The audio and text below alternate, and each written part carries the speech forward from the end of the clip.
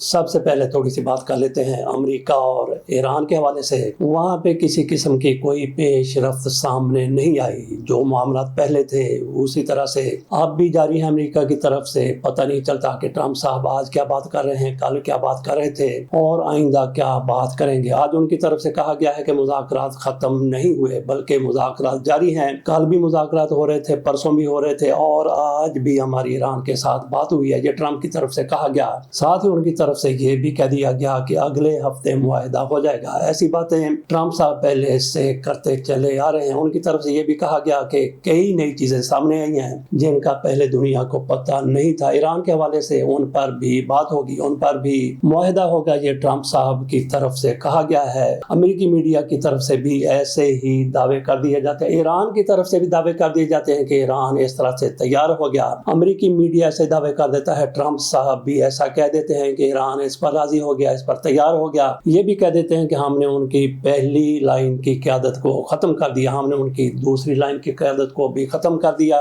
پہلے درجے کی قیادت کو ختم کیا، دوسرے درجے کی قیادت کو ختم کیا، اب وہاں پہ موت دل لیڈر آ گئے ہیں، یہ ٹرمپ صاحب کہہ دیتے ہیں۔ لیکن اس کے ساتھ ہی یہ بھی کہہ دیتے ہیں کہ اگر ایران کی طرف سے معاہدہ نہ کیا گیا، ڈیل نہ کی گئی تو پھر ان پر حملہ کیا جائے گا۔ ایسے اندازہ کیا جا سکتا ہے کہ ٹرمپ صاحب کتنے زیادہ گھومے ہوئے ہیں، ان کی مرضی کے وہاں پہ اگر حکمران آ گئے ہیں تو پھر کیا معاملہ رہ جاتا ہے۔ تو باقی ایران کی طرف سے آج پھر کہا گیا ہے کہ جنگ ضروری ہو گئی ہے، جنگ ناگزیر ہو گئی ہے، جبکہ ٹرمپ صاحب کہتے ہیں کہ مذاکرات کریں گے اور ہم قریب پہنچ گئے ہیں فائنل معاہدے کے، جو ان کی طرف سے کہا گیا۔ اس کے ساتھ ساتھ ٹرمپ صاحب جس طرح سے کل یاہو پر برسے تھے، جس طرح سے ان کو بے شرم کہا گیا تھا، یہ بھی کہا گیا تھا کہ میری وجہ سے تم وزیر اعظم بنے بیٹھے ہو، ورنہ تم جیل میں ہوتے کیونکہ تمہارے اوپر کرپشن کے مقدمات ہیں۔ بے شرم کہا گیا اور بھی بہت کچھ ان کو کہا گیا تھا، بے غیرت بھی کہتے ہیں کہ کہا گیا، اور ایسی گالیاں بھی دے دی گئیں جس کو میڈیا والے بیپ لگا کر چلاتے ہیں۔ اس جنگ میں ایران اور امریکہ کے حوالے سے جو خبریں ہیں وہ ختم ہونے والی تو نہیں ہے، بہرحال ہم نے اپنے تھمبنیل میں اس کا ذکر نہیں کیا۔ چلتے ہیں اگلی خبر کی طرف۔ اسی کے حوالے سے تھوڑی سی خبر ہے، یہ ہے کاجا کالس صاحبہ، یہ یورپی یونین کی وزارت خارجہ کے حوالے سے سربراہ ہیں پورے یورپی یونین کے، ایک ملک نہیں بلکہ کئی ممالک کا اتحاد، ان کی یہ خارجہ امور کی ہیڈ ہیں، وہ پاکستان کا دورہ کرتی ہیں۔ کاجا کالس ان کا نام ہے، اور کئی کی طرف سے کارا کلاس بھی ان کو کہا گیا ہے۔ باہر کاجا کالس نے پاکستان کا دورہ کیا تو ان کے لشکارے یہاں پہ نظر آئے، ان کے حسن کے لشکارے پاکستان میں دیکھے گئے۔ ہمارے وزیر اعظم صاحب ذرا دیکھیے، ڈپٹی وزیر اعظم صاحب دیکھیے کہ کس طرح سے ان کے ساتھ یہ ملاقات کر، ان کی ذرا نظروں پر دھیان دیجئے کہ کس طرح ان کے چہرے پر ان کی نظریں گڑی ہوئی ہیں۔ تو انہوں نے اپنے حسن کے لشکارے یہاں پہ پیش کیے۔ میلونی کو بھی کئی لوگ بھول گئے، جس طرح وہ پاکستان میں اپنی سرگرمیاں جاری رکھے، خصوصی طور پہ ہمارے وزیر اعظم اور ڈپٹی وزیر اعظم صاحب کے ساتھ ملاقات میں۔ اس کے علاوہ بھی ان کی طرف سے کئی ملاقاتیں کی گئیں اور انہوں نے پاکستان کو بڑا سراہا۔ کس مقصد کے لیے آئی تھی؟ جس مقصد کے لیے بھی پاکستان وہ آئی تھی، انہوں نے پاکستان کی قیادت کو شیشے میں اتارا اور اتار کر اپنے مقاصد پورے کر کے چلی گئیں۔ یہ کاجا کالس تھی، انہوں نے بھی امریکہ اور ایران کے حوالے سے پاکستان کے کردار کو جس طرح سے سراہا، جس طرح سے پاکستان کی ثالثی کی بات کی اور جس طرح سے ہماری لیڈرشپ کو انہوں نے مبارکباد دی، ان کے کردار کو سراہا، تو اس پر یہ مزید بھی ان کے آگے بچھتے چلے گئے۔ چلتے ہیں اگلی خبر کی طرف۔ گلگت بلتستان میں آپ کو لیے چلتے ہیں۔ میاں نواز شریف صاحب وہاں پہ پہنچے، میاں نواز شریف صاحب وہاں پہ گئے اور دیکھیے کہ ان کے ہم نواز چینل کی طرف سے کیا تھمبنیل لگایا گیا، اور یہ تصویر بھی دیکھ لیجئے کہ پروگرام کن کا تھا۔ اس میں کہا گیا کہ یہ جلسہ نہیں، میاں نواز شریف کی گلگت بلتستان میں جلسے تھی اور میاں نواز شریف صاحب تماشائی بھی اپنے ساتھ لے گئے تھے، حاضرین کو بھی اپنے ساتھ لے گئے تھے۔ پورا جہاز بھر کے لاہور سے گیا، لاہور سے مریم نواز شریف صاحبہ کے جہاز میں کہا جاتا ہے کہ میاں نواز شریف صاحب اسلام آباد تشریف لے گئے، وہاں سے مزید لوگوں کو بھی اکٹھا کیا اور حسن اقبال صاحب بھی موجود تھے، رانا ثناء اللہ موجود تھے، طاہر صاحب موجود تھے، یہ وزیر موجود تھا، وہ وزیر بھی موجود تھا۔ وہاں پہ لاؤ لشکر کے ساتھ میاں نواز شریف صاحب پہنچے۔ اس کے باوجود بھی دیکھیے، یہ ان کے اپنے لوگ کہتے ہیں، ان کا اپنا چینل کہتا ہے اور ان کی اپنی خاتون یہ اینکر کہتی ہیں کہ جلسہ نہیں بلکہ جلسی تھی۔ اور اسی میں میاں نواز شریف صاحب نے ایک مرتبہ پھر کہا، کیوں نکالا مجھے، کیوں نکالا، کیوں نکالا مجھے، کیوں نکالا۔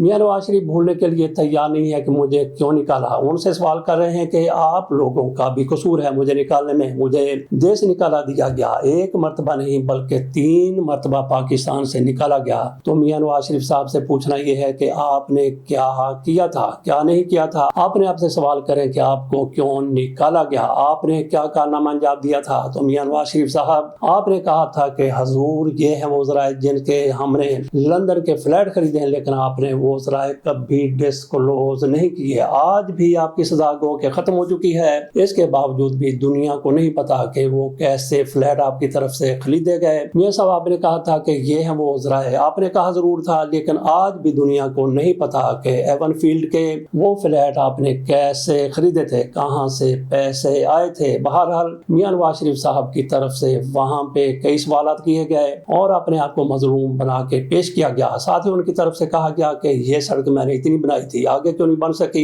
पानी का ये मंसूबा था, ये आगे क्यों नहीं चल सका। आज भी वहां पे लोड शेडिंग हो रही है, तो क्यों हो रही है। मियां नवाज शरीफ साहब की तरफ से वहां पे सवालात किए गए। जनाब वहां पे आपकी भी हुकूमत रही और पाकिस्तान में भी आपकी हुकूमत है, 5 साल से तो कम से कम यहाँ पे हुकूमत है मरकज में, तो आप लोगों ने वहां पे क्यों नहीं ये सारा कुछ किया।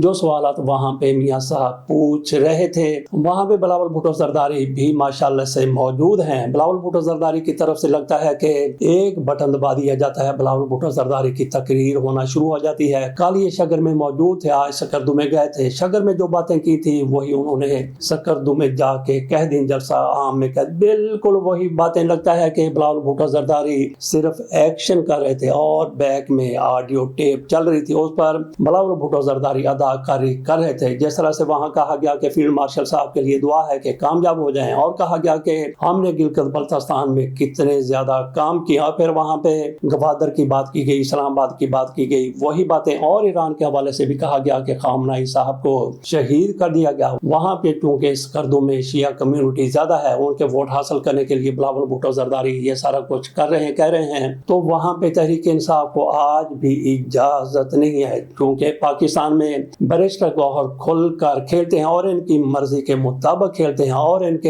एजेंडे के मुताबिक बात करते हैं। इनके एजेंडे का मतलब यह है कि रजीम का जो एजेंडा है उस पर वो बात करते हैं, इसलिए उनको वहां जाने की इजाजत दे दी गई, उनको खुल खेलने की इजाजत दे दी गई। जबकि वहां से जुनैद अकबर को निकाल दिया गया था और वहां पे इनको जाने दिया गया। सलमान अकबर राजा भी बसरा एंड कंपनी के साथ वहां गए, उनको वहीं से वापस भिजवा दिया गया। तो वहां पे जो लेवल प्लेइंग फील्ड है बिल्कुल भी दस्तयाब नहीं है, क्योंकि मुस्लिम लीग नून के लिए, पीपल्स पार्टी के लिए, चौधरी शुजात की पार्टी काफ लीग के लिए जो कहीं है कि कहीं नहीं है, बल्कि कहीं भी नहीं है, उनको भी वहां पे जलसे जुलूस करने की इजाजत दी जाती है। और अलीम खान की पार्टी भी वहां पे झंडे गाड़ रही है, वहां पे बड़ी बड़ी रैलियां हो रही हैं, सबसे बड़े जलसे इन्हीं के हो रहे हैं, पीटीआई वालों के हो रहे हैं। पीटीआई वाले वहां पे जलसे पे जलसा, रैली पे रैली बगैर बड़ी लीडरशिप के कर रहे हैं और यही इनको परेशानी है। और कुछ लोग इसी बिना पर पेशगोई कर रहे हैं कि वहां पे जो कुछ पाकिस्तान में 8 फरवरी 2024 को किया गया, फॉर्म 47 सामने आया, वहां भी फॉर्म 47 नाचता हुआ नजर आएगा। बिलावल भुट्टो जरदारी की तरफ से कहा गया कि आप फॉर्म 47 पर वोट दें तो इनका मुकाबला मैं कर लूंगा फॉर्म 47 का। साथ उन्होंने कहा कि हमारी 9 सीटें छीनी गई थी, तो बिलावल साहब किसने वो 9 सीटें छीनी थी, आपने उनका क्यों बंदोबस्त नहीं किया। बहरहाल तहरीक इंसाफ ने वहां पे कामयाबी हासिल की थी और तहरीक इंसाफ की हुकूमत के दौरान वहां पे इंतखाबात हुए तो भारी मेजॉरिटी के साथ इंतखाबात जीते गए और किसी ने भी मुस्लिम लीग नून की तरफ से उस वक्त किसी किस्म का इल्जाम नहीं लगाया गया, पीपल्स पार्टी की तरफ से कोई इल्जाम नहीं लगाया गया। लेकिन जैसे जैसे वक्त गुजरता गया इनको वहां पे 2 नंबरी नजर आने लगी और आज वहां पे 2 नंबरी नहीं बल्कि 10 नंबरी करने की तैयारियां हो रही हैं। तो वहां पे पीटीआई की किस तरह से इजारादारी है, किस तरह से वहां पे उनकी रैलियां कामयाब हो रही हैं, जलसे कामयाब हो रहे हैं, इससे अंदाजा किया जाए कि वहां हफीजुर रहमान साहब इनके वजीर आला रहे। उनकी तरफ से कहा गया है कि ये यूथ ही हमें गालियां निकालते हैं, बल्कि यूं समझ लिया जाए मुस्लिम लीग नून के लिए अब नजर आता है कि वहां पे याहू के लिए जिस तरह से ट्रंप बने हैं, इसी तरह से मुस्लिम लीग नून के लिए यूथ ये ट्रंप बन गए। मुस्लिम लीग नून के लिए वहां पे गिलगित बल्तिस्तान में यूथ ये ट्रंप बन गए, जिस तरह से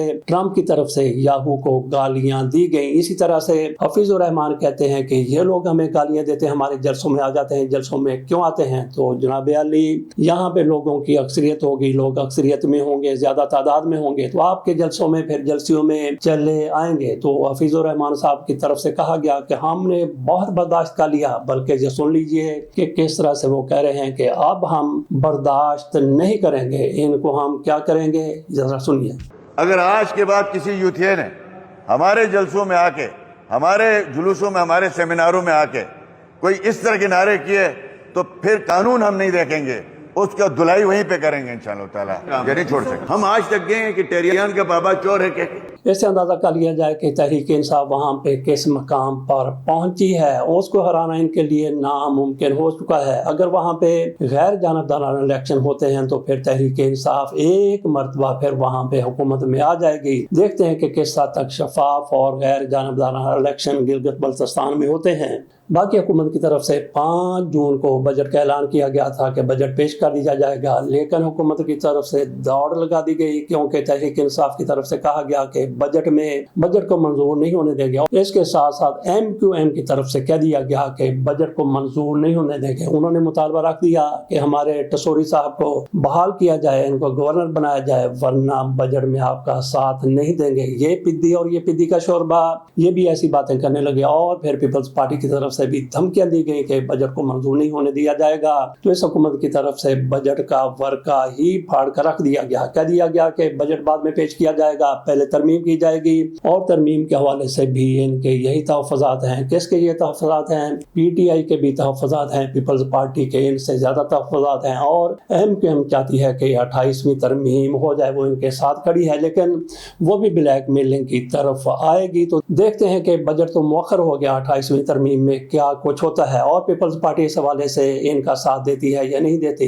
نہ دینے کا تو سوال ہی پیدا نہیں ہوتا, کیونکہ ان کو پتا ہے یہ کون سے کوئی فارم 45 پر آئے ہیں, فارم 47 پر آنے والے کبھی بھی سامنے ڈٹ کے کھڑے نہیں ہو سکتے. تو باقی تحریک انصاف کی طرف سے کچھ مخالفت کی جائے گی. ہو سکتا ہے کہ 28ویں ترمیم میں ایسا کچھ بھی ہو کہ تحریک انصاف ان کی مدد کے لیے تیار ہو جائے. تو باقی تحریک انصاف کی طرف سے باقاعدہ کہا گیا, سہیل آفریدی کی طرف سے کہا گیا, کل علیمہ خانم کے ساتھ یہ بھی موجود تھے, وہاں پہ آئے ہوئے تھے اڈیالہ جیل کے سامنے. ان کی طرف سے کہا گیا کہ وفاقی بجٹ کو منظور نہیں ہونے دیں گے, تب تک منظور نہیں ہونے دیں گے جب تک عمران خان کے ساتھ ہماری ملاقات نہیں کروا دی جاتی. انہوں نے بجٹ کی منظوری کو مشروط کر دیا عمران خان کے ساتھ ملاقات سے, ان کی بہنوں کی ملاقات سے. یہ سہیل آفریدی کی طرف سے کل وہاں پہ منگل کے روز کہا گیا. وہاں پہ لوگوں کا جم غفیر ایک مرتبہ پھر آیا تھا, لیکن عمران خان کے ساتھ ان کی بہنوں کی ملاقات نہیں کروائی گئی. وہاں پہ سہیل آفریدی کی طرف سے یہ کہا گیا, لیکن علیمہ خانم صاحب کی طرف سے ان کو ڈانٹ دیا گیا. انہوں نے کہا کہ معاملہ کیا ہے. انہوں نے کہا کہ آپ بجٹ کو لے کے بیٹھ گئے,